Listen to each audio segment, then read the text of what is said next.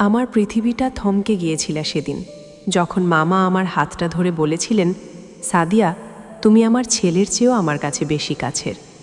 সেই মুহূর্তে আমার মনে হলো আমার পায়ের তলার মাটি সরে যাচ্ছে।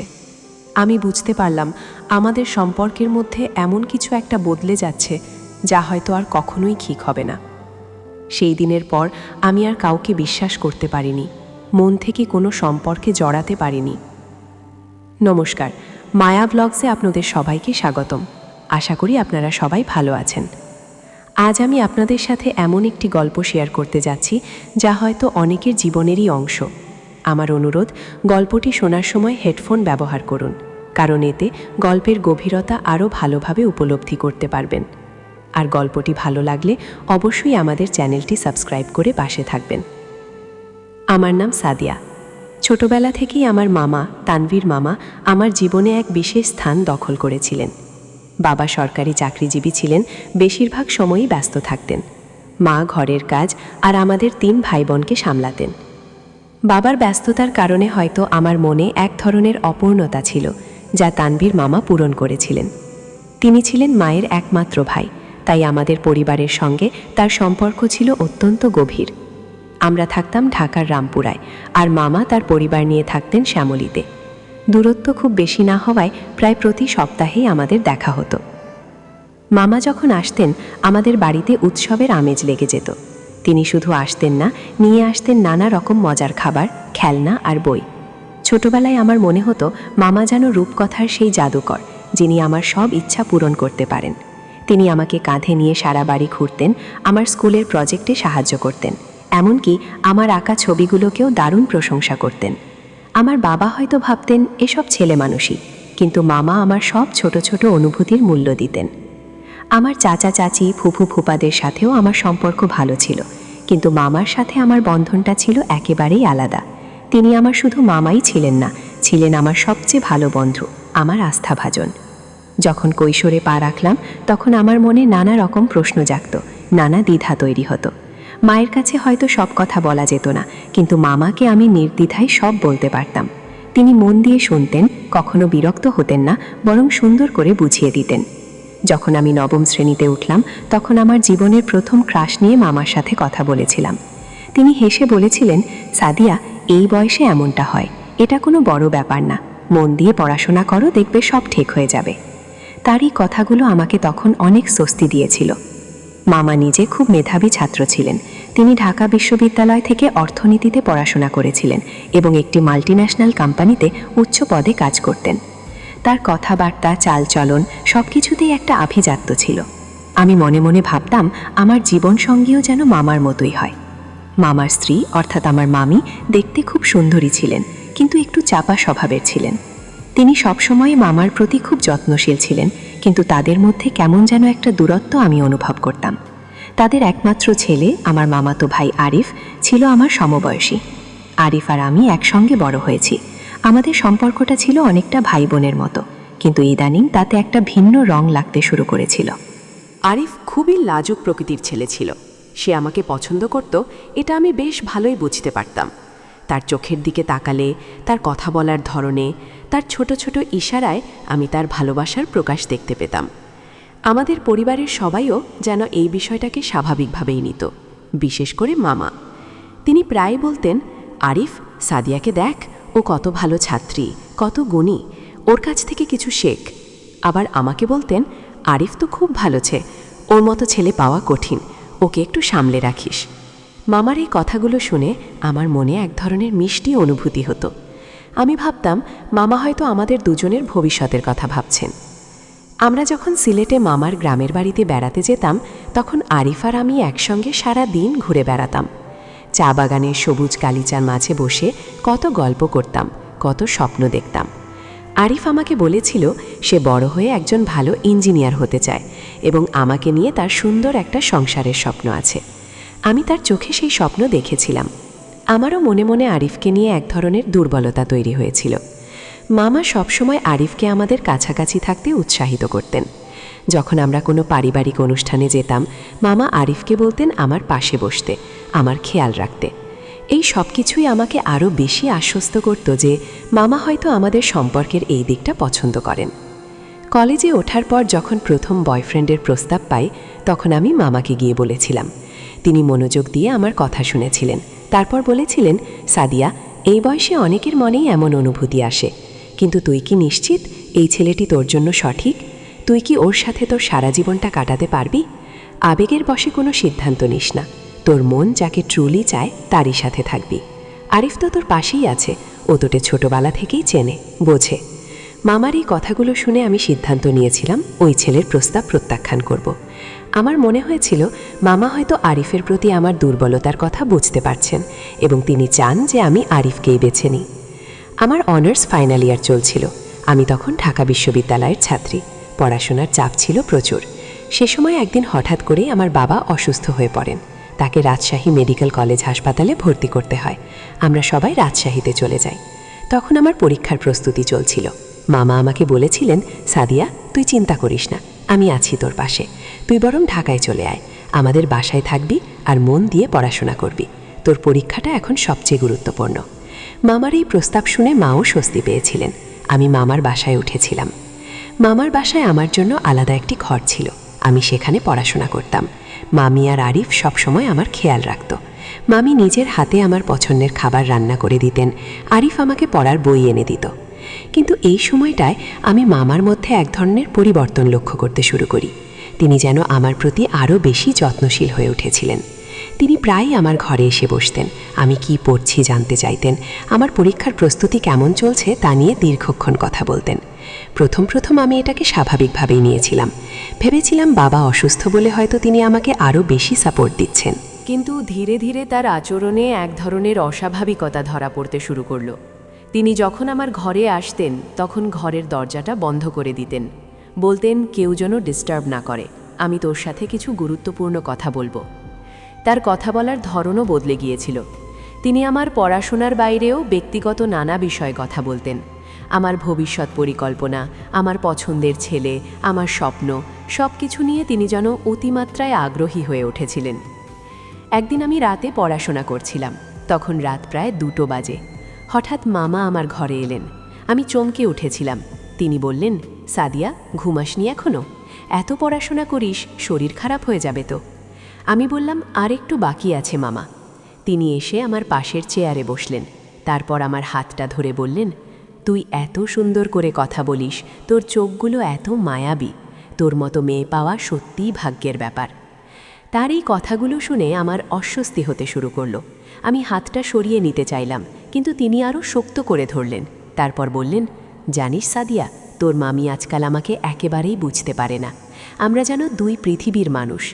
আমার জীবনের সব অনুভূতি, সব কষ্ট আমি কাউকে বলতে পারি না। তিনি আমাকে তার দাম্পত্য জীবনের নানা সমস্যার কথা বলতে শুরু করলেন।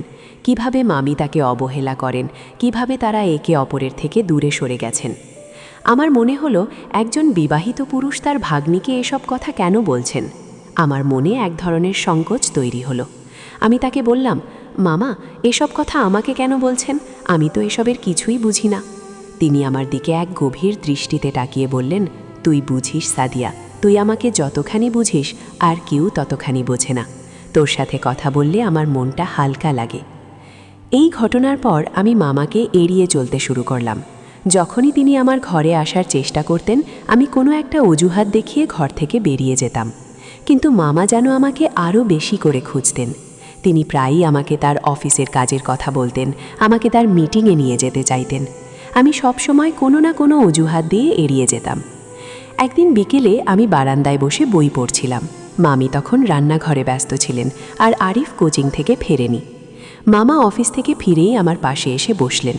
তিনি আমার মাথার উপর হাত রেখে বললেন, কি ভাবছিস সাদিয়া? আমি বললাম, কিছু না মামা, গল্প পড়ছিলাম। তিনি আমার বইটা টেনে নিয়ে পাশে রাখলেন। তারপর আমার দিকে তাকিয়ে বললেন, সাদিয়া, তুই আমার ছেলের চেয়ে আমার কাছে বেশি কাছের। এই কথাগুলো শুনে আমার বুকের মধ্যে কেমন যেন মোচড় জিয়ে উঠল। আমার নিঃশ্বাস বন্ধ হয়ে আসার উপক্রম হলো। মনে হলো আমার কানের পাশ দিয়ে যেন হিমশীতল বাতাস বয়ে গেল। আমি স্থির হয়ে বসে রইলাম, যেন আমার শরীরটা পাথরের মতো শক্ত হয়ে গেছে। আমার সারা শরীর ঠান্ডা হয়ে আসছিল। আমি মামার দিকে তাকাতে পারছিলাম না। আমার চোখে তখন কোনো অশ্রু ছিল না, ছিল শুধু এক জমাট বাঁধা ভয় আর অবিশ্বাস।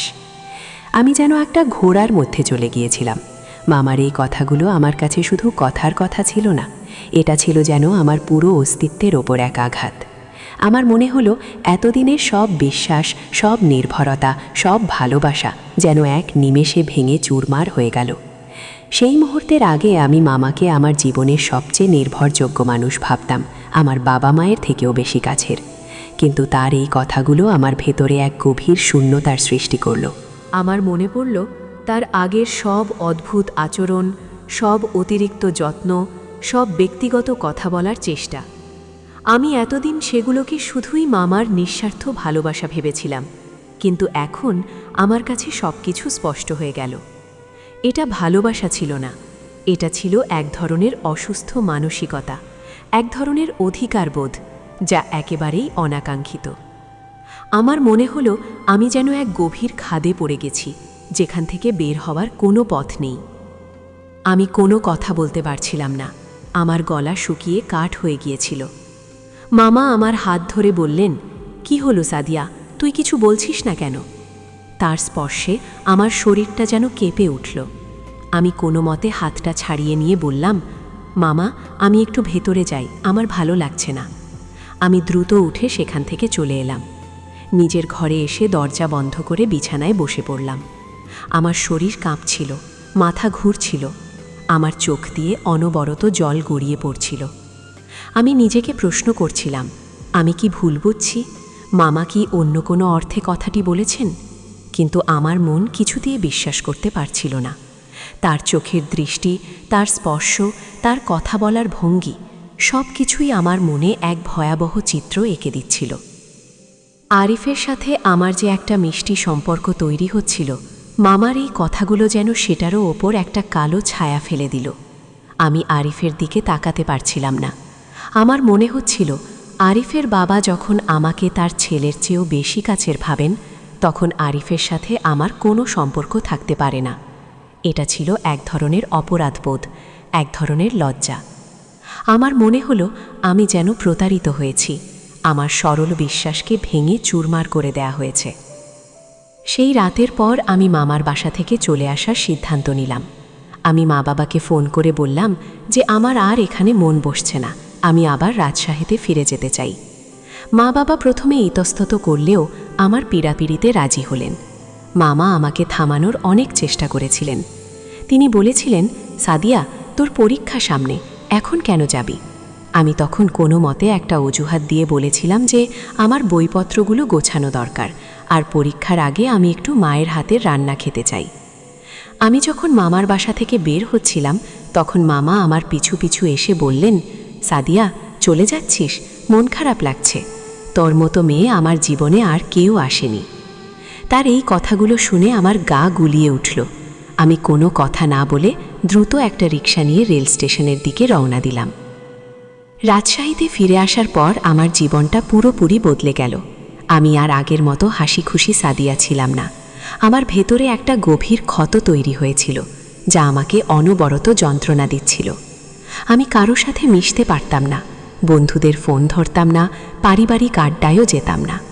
আমার মনে হতো সবাই যেন আমার দিকে সন্দেহের চোখে তাকাচ্ছে। আমার মনে হতো সবাই যেন আমার দুর্বলতাগুলো জানে, আমার ভেতরের ক্ষতটা দেখতে পাচ্ছে। মামা প্রায়ই ফোন করতেন। প্রথম আমি তার ফোন ধরতাম, কিন্তু তার কথা বলার ধরন, তার অতিরিক্ত যত্নশীলতা আমার কাছে অসহ্য লাগত। আমি তার ফোন ধরা বন্ধ করে দিলাম। তিনি যখন আমাদের বাড়িতে আসতেন, আমি তখন নিজেকে ঘরে বন্ধ করে রাখতাম। মা বাবা আমার এই পরিবর্তন দেখে চিন্তিত হতেন। তারা আমাকে প্রশ্ন করতেন, কি হয়েছে তোর সাদিয়া, তুই কেন এমন করছিস? কিন্তু আমি তাদের কিছুই বলতে পারতাম না। কিভাবে বলবো? আমার মামা, যিনি আমার কাছে বাবার মতো ছিলেন, তিনিই আমার মনে এত বড় একটা আঘাত দিয়েছেন। কিভাবে বলবো আমার প্রিয় মামা আমার প্রতি এমন নোংরা মানসিকতা পোষণ করেন? আমি জানতাম এই কথাগুলো বললে হয়তো আমার মায়ের সঙ্গে তার ভাইয়ের সম্পর্ক নষ্ট হয়ে যাবে, আমার পরিবারের শান্তি বিঘ্নিত হবে। তাই আমি সব কষ্ট নিজের ভেতরে চেপে রেখেছিলাম। আরিফও আমাকে ফোন করত, মেসেজ করত। সে হয়তো আমার এই পরিবর্তনগুলো দেখে বিভ্রান্ত হয়েছিল। সে জানতে চাইতো, সাদিয়া, তুই কেন আমাকে এড়িয়ে চলছিস? আমাদের মধ্যে কি কোনো সমস্যা হয়েছে? আমি তার কোনো প্রশ্নের উত্তর দিতাম না। আমি তার প্রতি কোনো অন্যায় করিনি, কিন্তু তার বাবার কথাগুলো আমাকে এতটাই বিচলিত করেছিল যে আমি তার সাথে কোনো ধরনের সম্পর্ক রাখতে পারছিলাম না। আমি জানতাম যদি আমি আরিফের সাথে সম্পর্কে জড়াই তাহলে মামার সেই কথাগুলো আমাকে সারা জীবন তাড়িয়ে বেড়াবে। আমি আরিফের দিকে তাকালে তার বাবার মুখটা দেখতে পেতাম। তার বাবার সেই কথাগুলো আমার কানে বাজত। আমার পড়াশোনারও অনেক ক্ষতি হয়েছিল। আমি আর আগের মতো মনোযোগ দিয়ে পড়তে পারতাম না। আমার স্বপ্নগুলো যেন ফিকে হয়ে গিয়েছিল। আমি জীবনে অনেক কিছু করার স্বপ্ন দেখেছিলাম, কিন্তু সেই দিনের পর আমার মনে হতো আমি যেন কিছুতেই সফল হতে পারবো না। আমার ভেতরে এক ধরনের অনিশ্চয়তা কাজ করত। ধীরে ধীরে আমি বুঝতে পারলাম এই পৃথিবীতে কেউ কারো নয়। মানুষের মন বড়ই বিচিত্র। বাইরের আবরণ দেখে ভেতরের মানুষটিকে চেনা অসম্ভব। যে মানুষটিকে আমি সবচেয়ে বেশি বিশ্বাস করেছিলাম তিনিই আমার বিশ্বাসের ভিত নড়বড়ে করে দিয়েছিলেন। আমি আর কখনো কাউকে মন থেকে বিশ্বাস করতে পারিনি। যখন কোনো ছেলে আমার সাথে কথা বলতে আসতো তাদের চোখে আমি মামার সেই দৃষ্টি খুঁজে পেতাম। তাদের মিষ্টি কথায় আমি লুকানো উদ্দেশ্য খুঁজে পেতাম।